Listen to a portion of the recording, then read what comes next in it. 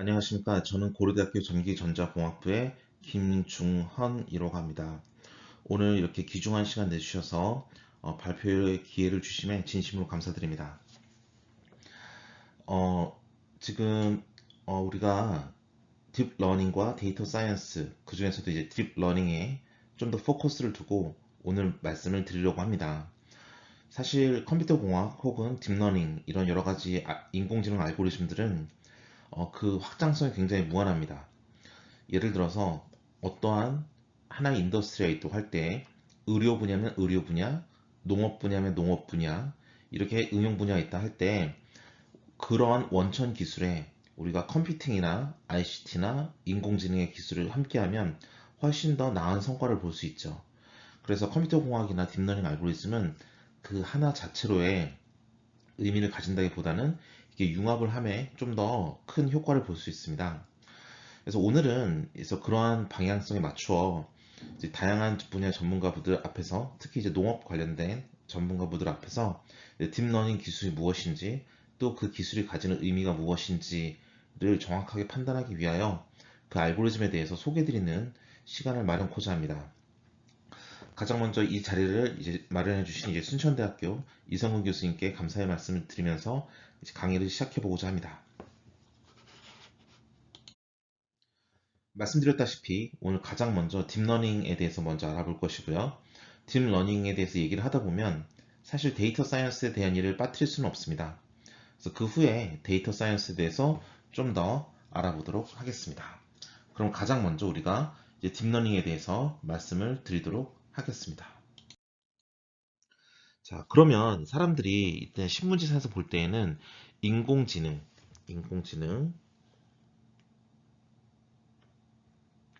머신러닝, 혹은 딥러닝 이 세 가지 용어를 흔히들 많이 섞었어요. 하지만 이 세 가지는 차이가 좀 있습니다. 그리고 사실 종속 관계예요. 즉 인공지능이라는 개념이 제일 크고요. 그 다음에 머신러닝이라는 개념이 그 다음에 오고요. 그 안에 딥러닝이라는 개념이 있다라고 생각하시면 조금 더 이해하시기가 좋을 것 같습니다. 그럼 제일 큰 인공지능이라는 개념에 대해서 알아볼게요. 제가 대학을 다닐 때 저도 이제 인공지능 수업을 들었었는데 대학을 다닐 때 어, 그 인공지능 수업이 이랬습니다. 사람 같은 지능이 있다. 컴퓨터가 사람 같은 지능이 있다는 건 도대체 뭘 의미할까요? 컴퓨터가 사람 같은 지능이 있다는 것은 사람처럼 사고를 한다고 생각을 했어요. 그렇기 때문에 그때 인공지능 연구는 대부분 사람에게 추론 능력과 논리 연산이 가능하게 만드는 데에 많은 초점이 이루어져 왔습니다. 예를 들어서 전산 논리라는 과목이 제가 대학교 4학년 때 전공 과목으로 있었는데 이런 논리 체계를 만들어 주는 거예요. 그래서 뭐 참 거짓 이런 여러분 혹시 논리회로나 디지털 시스템 수업을 들으셨으면 트루 포스 엔드 게이트 설계하고 오아 게이트 설계하고 이런 것처럼 뭔가 논리적인 흐름을 만들어주고 그게 무수히 많은 연산을 할 때 어떻게 하면 빠르게 할 것인가 아니면 어떻게 하면 논리상 오류가 없는 것을 만들 것인가가 인공지능의 포인트였습니다. 즉 이때 인공지능 제가 대학교 다닐 때 배웠던 인공지능은 그러한 논리를 만들어주는데 집중을 했어요. 왜냐하면 사람처럼 생각을 해야 되니까. 그래서 컴퓨터학과에서 배웠던 전산 논리라는 과목이 뭐랑 굉장히 비슷했냐 하면 사람이 가지는 논리 체계를 우리가 따라해야 되니까 그래서 근데 그렇게 하려면 컴퓨터라는 건 일단 숫자나 그런 거밖에 처리를 못하니까 논리 체계를 숫자로 표현할 수 있어야 되겠죠. 그래서 철학과 전공 중에 4학년 전공 중에 기후 논리학이라는 과목이 있는데 영어로는 이제 심볼릭 로직이라 부르는 그런 전공 혹은 과목이 있습니다.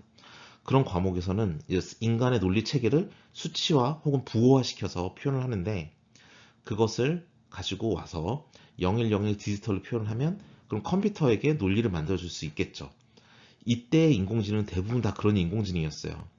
근데 그건 뭐라 부르냐면 그래서 규칙 기반 인공지능 이렇게 부릅니다. Rule Based AI라고도 하고요. 규칙 기반 인공지능이라고 한다면 그러면 그렇게 검색을 해보시면 많은 자료를 찾을 수 있으신데요. 그러한 인공지능 기술들은 대부분 데이터 과학이 아니라 일단 사고를 만들어주는 거예요. 선행 데이터는 필요가 없어요. 그쵸? 그런데 현대 AI는 그렇지 않아요. 현대 AI는 사고를 다 가지고 딱 연산 시작하는 게 아니라 일단 통계적인 혹은 수학적인 모델을 먼저 만듭니다. 수학적인 모델을 만들어 놓고 그 안에서 무수히 많은 데이터를 집어넣은 후에 그들 간의 데이터에 가지는 특성을 가지고 우리는 기본적으로 그 특징을 뽑아내고 그를 통해서 여러 가지 지능적인 연산을 하는 것을 목표로 합니다. 그것을 바로 이제 머신러닝이라고 불러요. 예를 들어 볼까요? 우리가 사과라는 것에 대해서 한번 알고 싶어요. 그러면 사람들이 논리적으로 말을 한다면 예전에 썼던 규칙 기반 AI는 사과란 무엇인가에 대한 논리에 되게 집착을 해요. 그런데 사과라는 게 뭔지 내가 모르더라도 사과 사진 내가 1000장을 가지고 있으면 그 1000장의 사진 중에서 그 어느 하나도 완벽한 빨간색의 완벽한 동그라미는 아니더라도 붉은색의 동그라미처럼 생긴 과일은 사과겠다 라는 걸 알게 될 거예요. 즉 사과란 무엇인가의 논리는 관심이 없어요. 사과가 가지는 모든 데이터를 내가 1000개를 가지고 있으면 그들을 가지고 통계적으로 정규화된, 그러니까 통계적으로 일반화된 모델을 찾아내는 게 바로 머신러닝의 기본 개념이 되겠습니다. 그럼 기존에 우리가 논리를 만들어줬던 규칙 기반 AI에서 지금은 1000개의 데이터를 가지고 있으면 그걸 가지고 이제 귀납적으로 역으로 찾아서 그 특징을 찾아내는 게 목적이기 때문에 지금 통계 기반이 좀 더 맞겠죠. 통계 기반이라고도 말을 하기 때문에 우리가 이거 이름이 머신러닝이라고 부르지만, 영어로는 머신러닝이라고 부르지만 statistical learning, 즉 통계적 학습이라고도 부르기도 하고요. 또 컴퓨터가 하는 학습이다라고 하여 computational learning이라고도 부르기도 합니다. 근데 이럴 때는 뭐가 이제는 룰 베이스드 AI, 즉 규칙 기반 AI가 아니라 뭐가 핵심이 되냐면 그 데이터 1000개를 가지고 있다는 게 핵심이 되겠죠. 이때부터는 뭐다? 데이터 기반의 AI라고 부릅니다. 그래서 우리가 데이터 과학이 왜 항상 인공지능이랑 같이 말이 나올까? 데이터 과학 까보면 통계학이랑 굉장히 비슷하고 통계라고 봐도 무방한데 거기서 어떤 면이 추가가 됐길래 과연 사람들이 통계와 구분해서 데이터 과학이라 부르는가를 본다면 그거는 바로 이러한 현대의 AI가 데이터 기반의 AI이기 때문에 그래요. 그래서 예전에는 규칙 기반 AI가 있었고 지금은 데이터 과학 기반 혹은 통계 기반 AI가 있습니다. 이게 지금 현재 트렌드인데요. 그렇기 때문에 우리가 데이터 과학을 항상 같이 배우는 겁니다. 자, 그래서 보신다면 그래서 인공지능 안에 머신러닝이 있어요. 왜냐하면 인공지능은 룰 베이스드 AI, 즉 규칙 추론에 의한 AI도 있지만 그 안에 데이터 과학 기반의 AI도 있고 뭐든지 다 지능적인 건 다 인공지능 범주에 들어가겠죠. 그 중에서 지금 데이터를 가지고 역으로 추론하는 그런 모델을 찾아가는 과정에 대한 얘기이기 때문에 머신러닝은 이제 그 부분에 해당하기 때문에 우리가 머신러닝 인공지능의 하부 구조가 되겠습니다. 그러면 머신러닝에 뭐가 있는지 좀 더 구체적으로 알아보겠습니다. 오른쪽에 보시면 여러분 슈퍼바이스드 러닝이라고 보이네요. 이거는 우리나라 말로 이제 지도학습 혹은 교사학습이라고 부릅니다. 즉 뭐냐면 누군가 가르쳐주는 사람이 있다는 거예요. 즉 통계적인 모델을 만들고 그 안에 데이터를 집어넣습니다. 근데 데이터를 집어넣는다고 끝이 아니에요. 데이터를 집어넣게 되면 이게 뭔지 모르잖아요. 예를 들어 사과 사진 1000장을 김중원이라는 모델한테 줬으면 내가 그걸 보고 이게 빨갛고 동그라미 비슷한 과일이 1000개가 들어오네 라고 생각할 수 있지만 옆에서 야 이거 사과야 라고 말해주는 사람이 있어야 그 1000개의 모델을 가지고 추론해낸 일반화된 모델이 아 사과는 빨갛고 동그랗구나 라고 알 수 있는 거겠죠. 즉 데이터만 주는 게 아니라 그 데이터에 대한 이름표 혹은 대한 설명에 대한 레이블이라 부르는 값을 같이 줍니다. 라벨링 혹은 레이블링 이렇게 부르는 과정이죠. 이제 레이블을 같이 주면서 이제 1000장을 줘요. 사과 사진을. 근데 사과만 주지 않고 우리가 바나나 사진 1000장도 줬어요. 그럼 우리 사과 사진 1000장과 바나나 사진 1000장을 보면서 무슨 생각을 하냐면 내가 가진 사과 사진 1000장이 그 어느 하나도 정확한 빨간색의 정확한 동그라미는 아니지만 일반적으로 빨갛고 동그랗다는 통계적인 모델을 추론할 수 있구나. 그래서 빨갛고 동그라면 우리는 사과라고 부를 수 있겠다 라는 걸 추론해내고 바나나도 그렇게 1000장을 준다면 1000장의 바나나 사진 중에서 그 어느 하나도 정확한 노란색에 정확하게 길쭉하진 않지만 우리가 노랗고 길쭉하면 정규적으로 혹은 통계적으로 우리가 일반화해서 바나나라 부를 수 있구나를 알 수 있게 돼요. 그래서 그를 통해서 우리는 이렇게 분류를 가능합니다. 이렇게 통계적인 모델을 만들어 놓은 다음에 새로운 사진이 입력받았을 때 이것의 색깔과 모양을 가지고 빨간색에 가까우냐 노란색에 가까우냐 혹은 모양 관점에서는 동그라냐 길쭉하냐를 가지고 우리는 이게 사과인지 바나나인지를 확률적으로 알아맞힐 수 있어요. 그래서 이런 건 주로 이제 클래시피케이션이라고 부르는 분류 기술에 많이 사용이 되고요.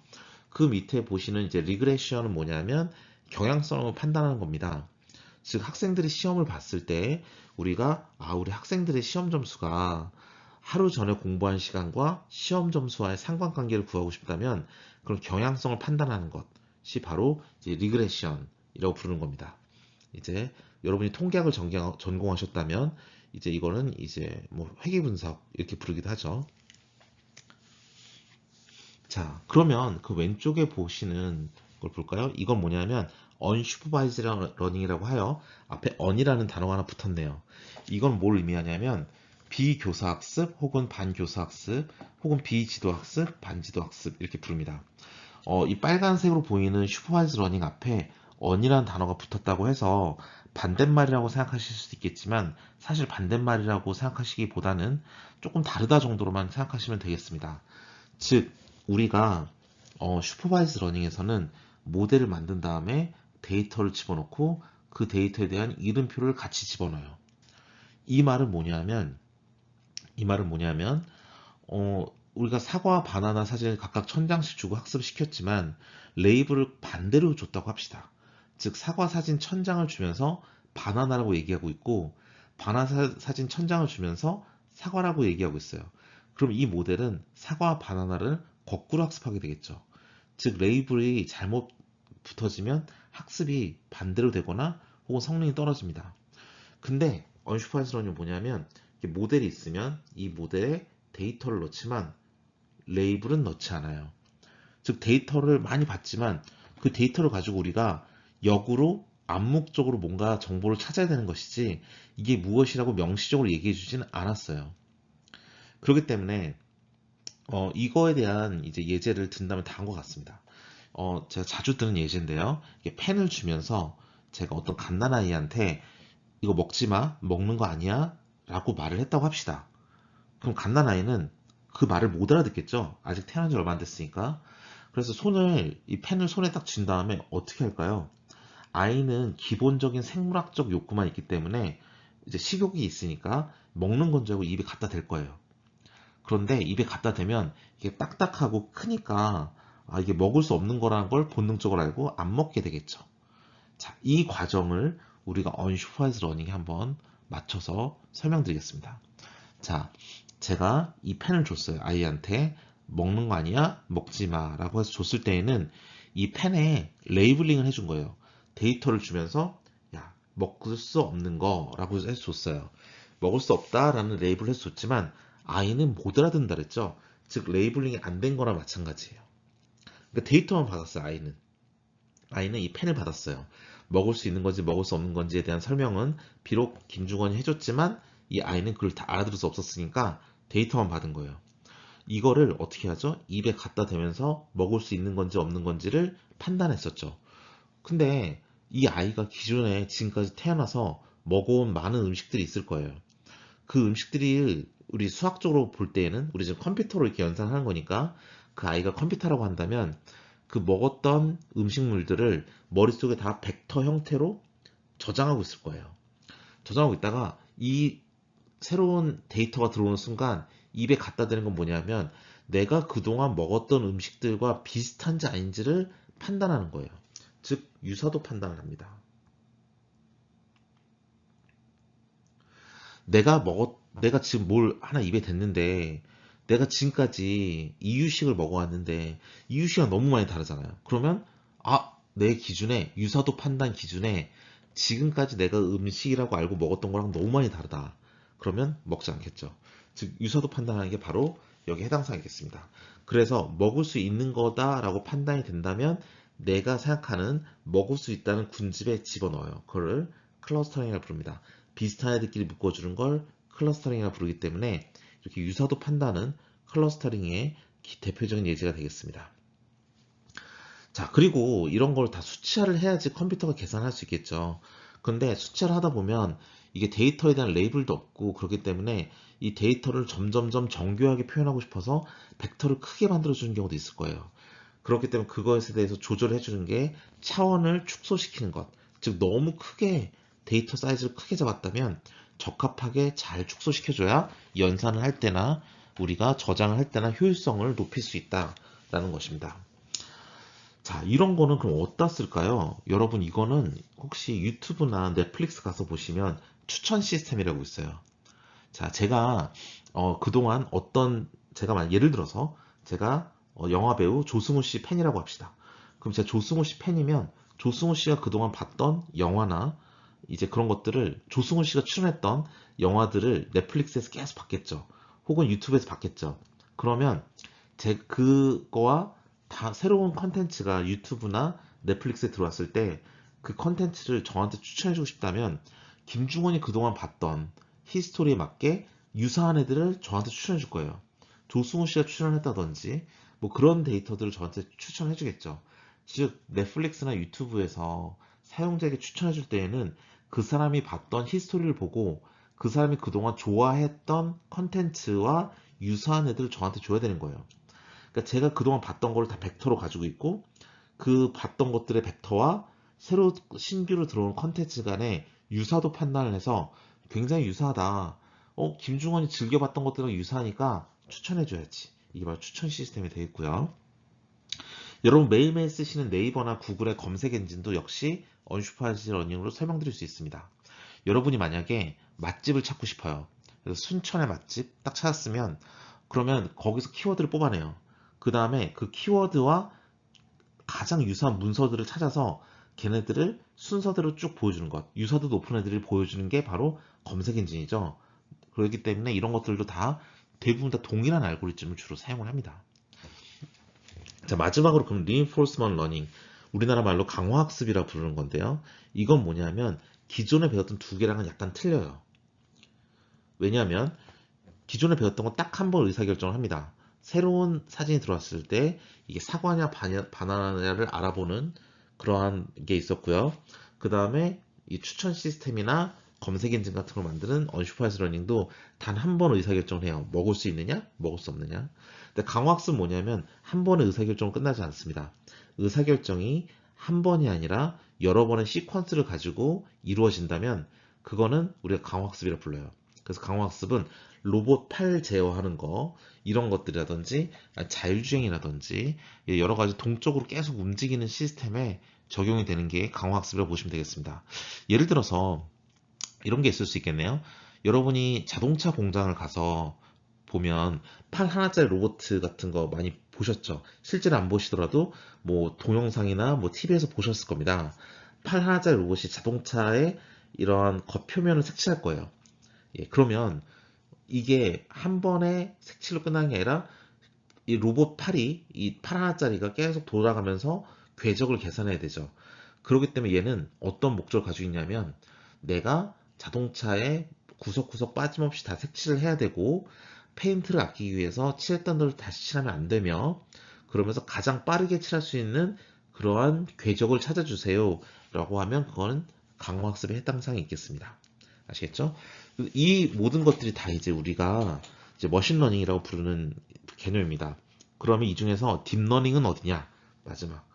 사실 인공지능이 제일 큰 개념이고 그 안에 머신러닝 그 다음에 딥러닝이라고 말씀드렸으니까 그럼 딥러닝은 무엇이냐라고 이제 우리가 말씀을 드릴 수 있게 이제 고민을 해야 될 텐데요. 이런 모델을 인공신경망으로 만듭니다. 그래서 데이터를 넣고 레이블을 넣고요. 이것을 이러한 신경망 모델에 입력과 출력을 하기 때문에 기본적으로 딥러닝은 이 슈퍼바이즈 러닝의 영역에 속합니다. 근데 겐이라고 해서 혹은 간이라고 부르는 생성 네트워크라고 있어요. 생성망. 생성망 같은 경우는 우리가 없는 데이터에서 우리가 다른 뉴럴 네트워크와의 협력 과정을 통해서 새로운 데이터를 생성하는 과정이기 때문에 그거는 레이블이 없이 우리가 찾아가는 거라서 생성망 같은 경우는 일부 우리가 언슈퍼바이즈 러닝과 비슷하다고 말을 합니다. 강화학습의 경우에도 강화학습의 연산 속도를 빠르게 하기 위해서 우리가 인공신경망을 사용하는 경우가 있습니다. 그걸 function approximation 이렇게 부르는 좀 이제 고급으로 들어가면 이제 구체적으로 배우는 부분들이 있는데요. 그때는 이제 인공신경망 딥러닝을 사용한다고 해서 그냥 reinforcement learning이라고 부르는 게 아니라 이 앞에다가 deep을 붙입니다. 그래서 그때에는 deep reinforcement learning 이래서 심층 강화학습이라고 불러요. 이렇게 심층 강화학습이란 부분이 있으면 이거 역시 딥러닝에 속하겠죠.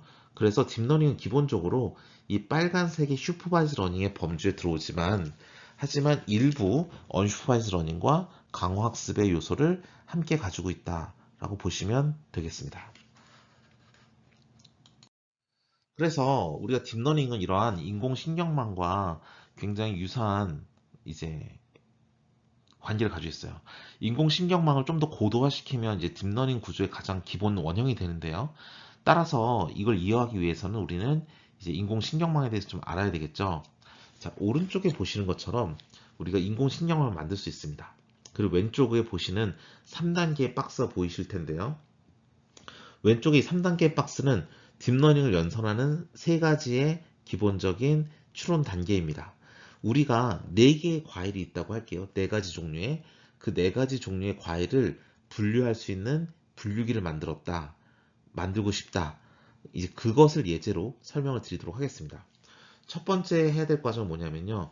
우리한테 가장 잘 맞는 모델을 만드는 거예요. 말씀드렸지만 딥러닝은 데이터 과학 기반이기 때문에 먼저 모델을 만들고 데이터를 많이 넣어줘야 돼요. 모델을 만드는데 자 이렇게 인공신경을 만들면 요거 하나하나 세로가 하나하나의 계층이 됩니다.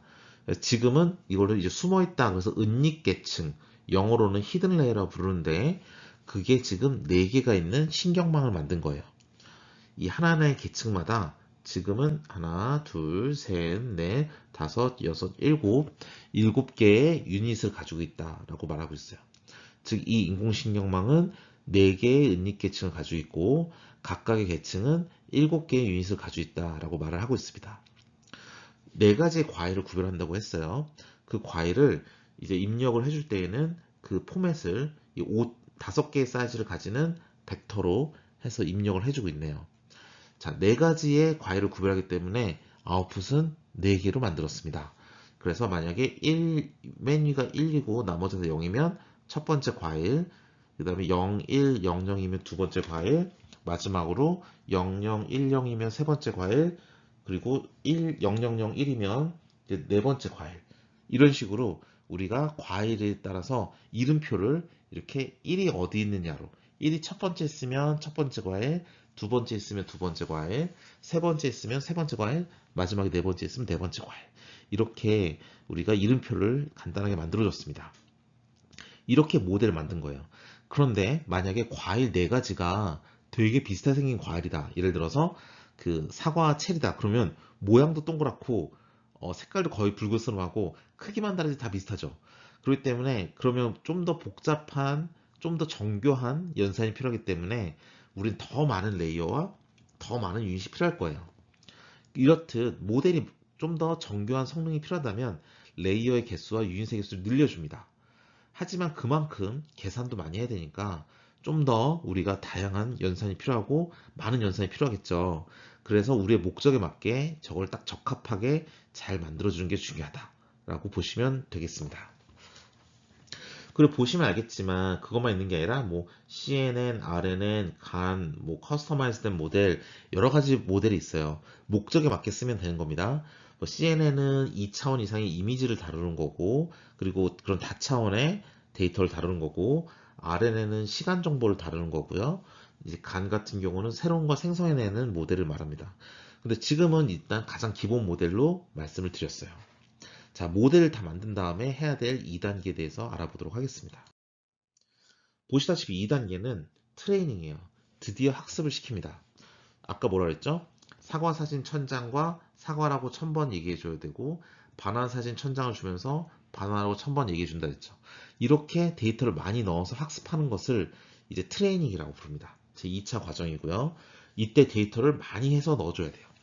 자, 근데 우리 지금은 이제 출력이 4개니까 이게 4가지의 종류의 과일을 넣는 겁니다. 첫 번째 과일 1000개를 넣으면서 이름을 얘기해주고 1000이라고 얘기해주고 두 번째 과일 1000개를 넣어주면서 0100이라고 말해주고 세 번째 과일 1000개를 넣어주면서 0010이라고 말해주고 네 번째 과일 1000개를 넣어주면서 0001이라고 말을 해줍니다.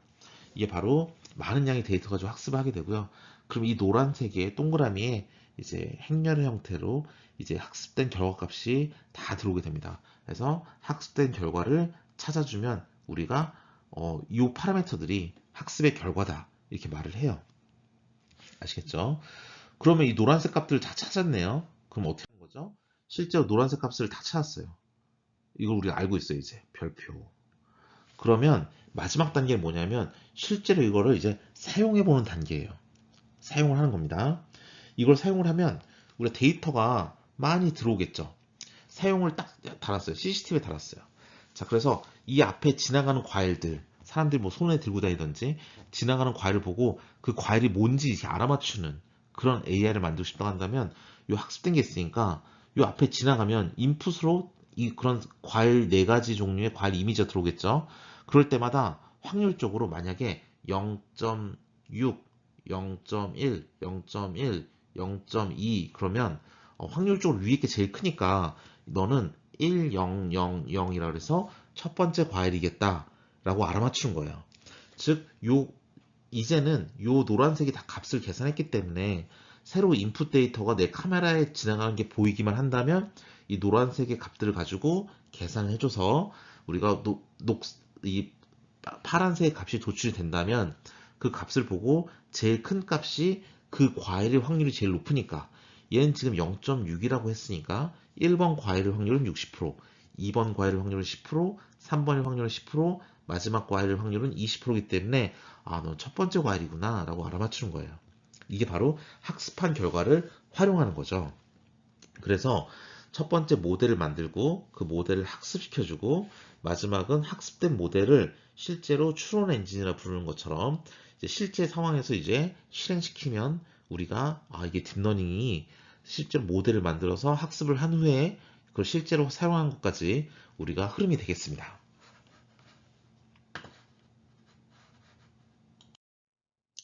그런데 우리가 이게 데이터가 중요하다는 말은 첫 장부터 해오고 있어요. 근데 만약에 그 모델에 데이터가 충분하지 않으면 어떨까요? 학습을 시킬 때. 흡사 이런 겁니다. 우리가 사과를 구별하는 뉴럴넷을 만들었는데 딥러닝 구조를 만들었는데 데이터가 너무 모자라요. 청사과 하나밖에 없어요. 그럼 이 뉴럴넷은 데이터 하나만 보고 그거 가지고 사과라고 생각해야 되니까 이게 청사과니까 사과는 모두 녹색이구나 생각하겠죠. 그럼 틀리겠죠. 특정한 데이터에 너무 편향돼 버려요. 자, 이 오른쪽에 있는 사진이 바로 거기에 대한 대표적인 예시입니다. 제가 가구사 사장인데 사람들이 제일 편한 가구를 만들어주고 싶어요. 그런데 사람이 자는 모습을 그럼 잘 알아야지 이제 그런 가구를 만들 텐데 안타깝게도 사람이 자는 모습은 되게 프라이버시죠. 그렇기 때문에 제가 자는 모습만 가지고 만들었어요. 만약에 제가 이렇게 잔다면 이렇게 침대를 만들어 왔어요. 그러면 이렇게 만들었다는 건 뭐냐면 저랑 되게 비슷하게 생겼죠. 그러니까 모델의 학습이 어떻게 됐다? 아주 잘 된 겁니다. 모델의 학습이 우수하게 잘 되었는데 문제는 뭐냐면 이걸 갖다 팔려고 보면 전 실험실에서 학습을 했더니 80%의 만족감을 느꼈어요. 야, 80%의 만족감이니까 잘 팔리겠다 하고 딱 팔았는데 저렇게 다른 사람 빼고는 저걸 사가지 않겠죠. 그랬더니 나갔더니 성능은 한 20%밖에 안 돼요. 이상하다.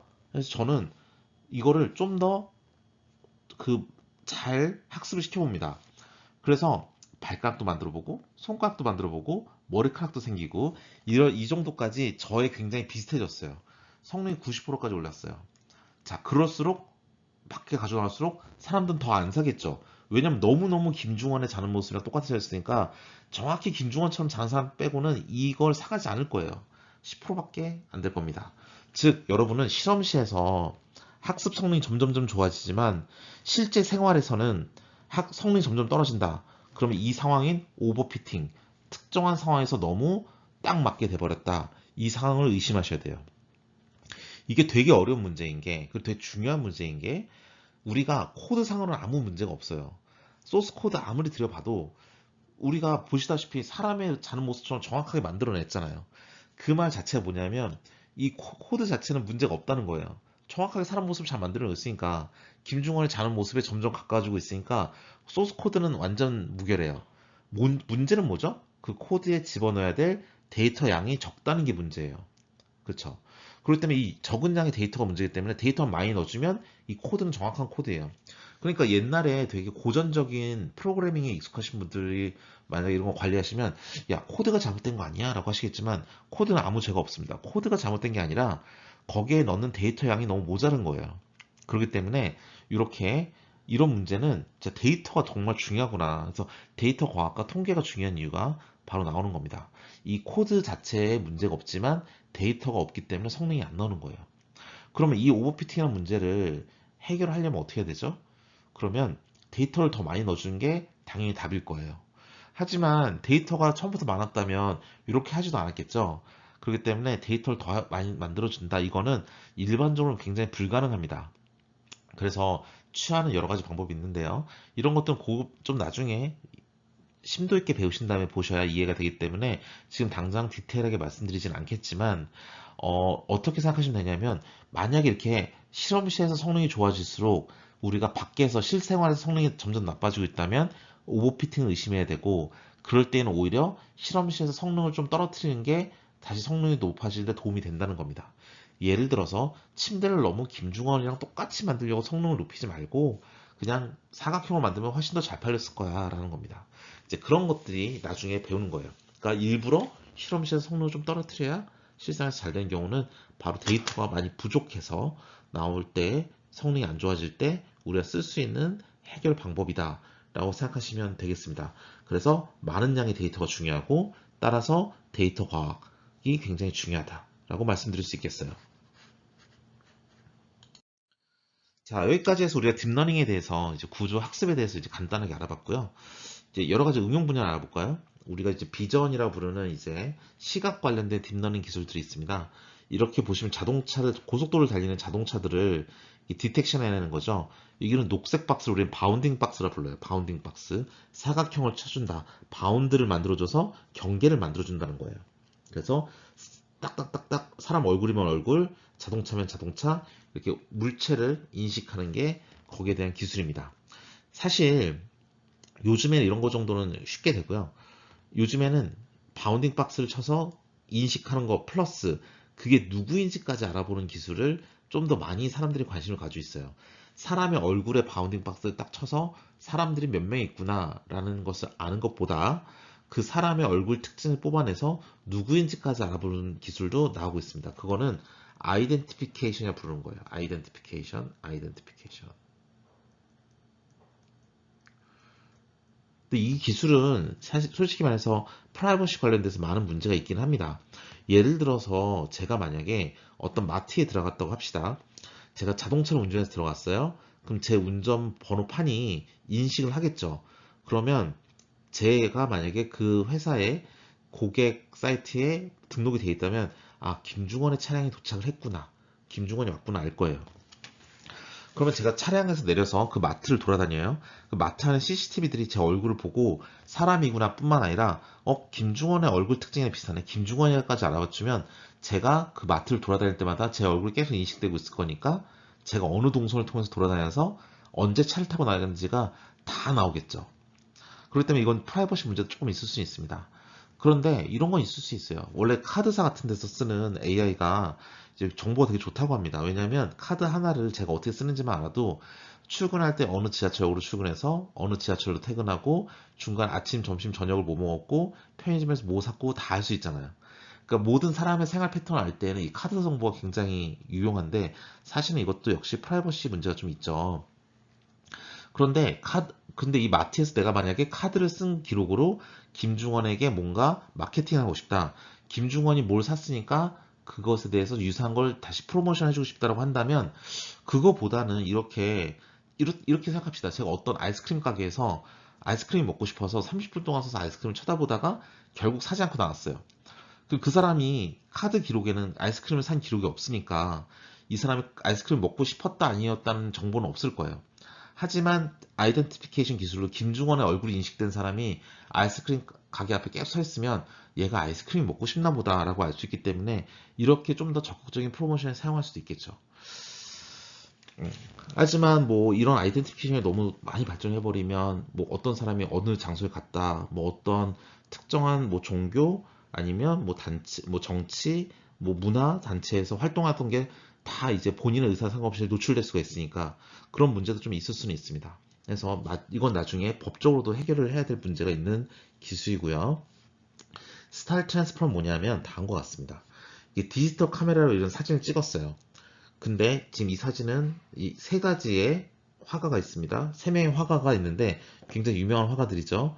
이 고흐 같고 아무래도 잘 모르겠지만 얘는 뭉크라는 화가 같고요. 이 화가는 세잔 같습니다. 제 느낌에 그림 화풍을 보니까 뭐냐면 그럼 고흐, 세잔, 뭉크의 화풍을 다 학습을 해요.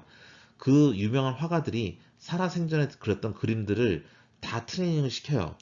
그걸 가지고 그 사람들의 화풍, 그림을 어떤 스타일로 그린지를 다 뽑아내요. 그런 다음에 현대세계 이 건물에 뒤집어 씌우면 비록 그 화가들이 살아생전에 이런 건물은 없었지만 그 화가가 그린 것처럼 이 그림의 사진의 스타일을 바꿔주는 것. 이게 바로 스타일 트랜스퍼입니다. 즉 나의 스타일을 그쪽에 덮어 씌우는 거죠.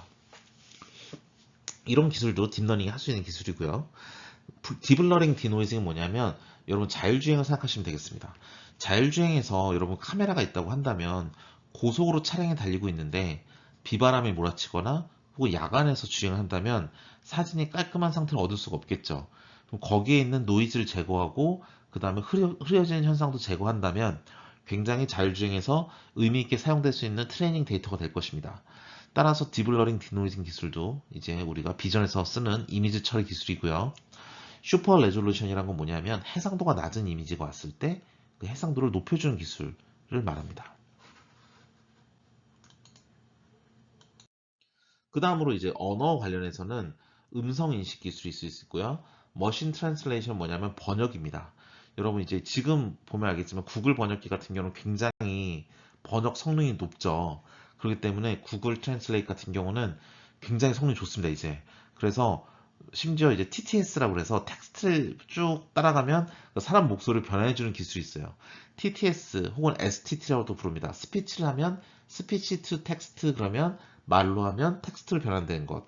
텍스트 투 스피치 그러면 즉 TTS는 텍스트를 집어넣으면 말로 목소리를 변환해 주는 건데 이 기술은 이미 10년 전에도 있었던 기술이에요. 즉 구글 트랜슬레이트를 가지고 제가 만약에 말로 안녕하세요 했으면 안녕하세요 스피치 투 텍스트로 그거를 안녕하세요로 바꾼 다음에 구글 트랜슬레이트에 집어넣으면 헬로우라고 나올 거고 헬로우는 그럼 텍스트 스피치에 의해서 헬로우를 텍스트를 읽어서 말로 헬로우라고 말해주면 제 말이 굉장히 정확하게 영어로 통 번역이 되겠죠. 이것처럼 요즘에 번역기 기술이 굉장히 좋아져가지고 이제는 어디 가나 우리가 모르는 단어로도 언어로도 얘기할 수 있는 그런 머신 트랜슬레이트 기술이 나와 있습니다. 그리고 인포메이션 리트리비얼은 뭐냐면 정보 검색입니다. 즉 검색 엔진을 얘기하는 거예요. 검색 엔진도 요즘 딥러닝 기술을 많이 사용해서 그 성능을 혁신적으로 높이고 있습니다. 자, 우리 아까 생성망이라고 얘기를 했었어요. 생성망. 거기에 대해서 알아볼 텐데요. 우리 첫 페이지에 튜링 어워드라는 상을 받으신 박사님 세 분이 있었죠. 교수님 두 분과 마지막에 페이스북에 계시는 박사님 한 분인데요. 그 박사님 한 분이 제일 밑에 계셨던 박사님 한 분이 그 트위터에다가 그런 말씀을 쓰셨어요. 최근 10년 내에 가장 혁신적인 딥러닝 기술은 간이다. 왜 그럴까요? 지금까지 우리가 배웠던 인공신경망은 분류기 기술이에요. 분류기. 즉 사과인지 반환인지 분류할 수 있는 것. 이런 건데 좀 너무 단조롭죠. 저도 머신러닝 수업을 하다 보면 학생들이 중간고사 때쯤 되면 저한테 와서 물어보는 게 뭐냐면 교수님 왜 맨날 이게 분류하는 것만 가르쳐 주시냐고 인공지능이 그거밖에 없냐고 물어보는 학생이 있습니다. 물론 그건 아니죠. 여러 가지 기술이 많은데 다만 설명을 할 때 분류기 설명이 일단 여러분들께 직관적으로 많이 와닿을 수 있는 예제이기 때문에 그것부터 가르치기 시작하는 겁니다. 근데 이렇게 간 혹은 겐이라 부르는 기술은 뭐냐면 이때부터는 인공신경망의 간단한 분류를 떠나서 뭔가 창의적으로 만들기 시작해요. 그렇기 때문에 가장 혁신적이라고 부릅니다. 그게 왜 그런지 한번 알아보겠습니다. 사실 이 간이란 기술은 아이언 굿펠로라 부르는 이제 지금 애플에 있는 그 엔지니어가 만든 이제 알고리즘인데요. 그 논문에서 썼던 예제가 위조지폐 예제입니다. 대부분 이제 간에 대해서 설명을 하시는 분들은 이제 이러한 위조지폐 예제로 많이 설명을 하시는데요. 이 위조지폐 범위 있고, 즉 제너레이터, 위조지폐를 만드는 사람이 있고, 디스크리네이터, 구별자, 즉 경찰은 이게 위조지폐인지 아닌지 잘 구별을 해서 찾아내야 되겠죠. 처음에 제너레이터는 굉장히 성능이 안 좋을 거예요. 근데 경찰한테 잡혀요. 그러면 잡혔다 풀려나면 다음에 더 잘 만들어야지 라고 생각하겠죠. 그 다음에 좀 더 잘 만들어요. 그래도 잡혀요. 계속 잡히다 보면 성능이 계속 올라가니까 어느 순간 성능이 굉장히 좋아졌어요. 그럼 경찰도 자기 자신의 성능을 높여야, 즉 좀 더 정교하게 잘 구별해내야 또 위조지폐를 또 걸러낼 수 있겠죠. 이런 식으로 점점점 각자의 성능을 높여요. 이 위조지범은 잡히지 않기 위해서, 즉 경찰을 속이기 위해서, 경찰은 얘를 잘 구별해내기 위해서 계속 성능을 높입니다. 그래서 얘네들이 각각 인공신경망이거든요. 그래서 성능을 높이는데 뭘 통해서? 경쟁을 통해서 서로 성능을 높입니다. 그래서 어느 순간 여러분께서 이제 다 어느 정도 성능이 많이 올랐다 생각이 돼서 이 제너레이터가 만드는 위조 지폐가 진짜처럼 보이면 그때 경찰을 딱 없애버리면 우리는 위조 지폐를 만들 수 있는 인공신경망을 만든 거예요. 이젠 출력이 뭐 어떤 과일인지 분류를 하는 분류기가 아니라 실제로 위조 지폐를 만들어낸 거죠. 뭔가 창작이 가능해진 겁니다. 그래서 딥러닝 보면 뭐 작곡을 한다든지 안무를 짠다든지 그런 딥러닝에 대해서 들어보셨을 텐데요. 그런 것들이 대부분 이런 간 구조를 가지고 있습니다. 그래서 아까 보여드렸던 이러한 우리 스타일 트랜스퍼 기술도 CNN이라 부르는 구조를 사용하기도 하지만 간 기술도 주로 많이 사용하기도 합니다.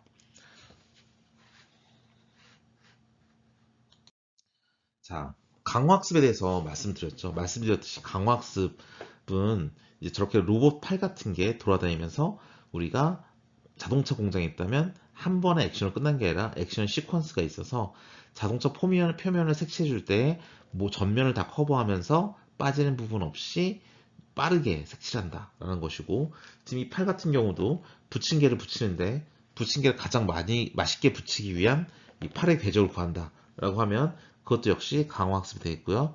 우리가 하는 알파고도 바둑알을 한 번 두면서 끝나는 게 아니라 이세돌을 이기기 위해서 혹은 상대방을 이기기 위해서 계속 자기 자신만의 액션을 취해가죠. 그게 바로 강화학습의 대표적인 예제라고 보셔도 되겠습니다. 그래서 일반적으로 게임 알고리즘은 다 강화학습이에요. 예. 예. 보시면 알겠지만 또 강화학습이 그냥 쓰는 게 아니라 이러한 에이전트들이 있습니다. 에이전트들이 있는데 지금 스타크래프트인데요. 이 에이전트들 강화학습을 쓰면 각자 자기 자신의 이득이 최대화되게 행동을 하는데 얘네들이 저를 협력하게 만들어주는 또 강화학습도 있습니다. 그걸 에이전트라 부르는 강화학습을 수행하는 주체가 하나가 아니라 여러 개가 있어서 멀티 에이전트 시스템을 부르는데요. 그것을 최근에 이제 많이 고도화된 발전을 이루었습니다. 한 5년, 10년 내에 굉장히 큰 발전을 이루었는데요.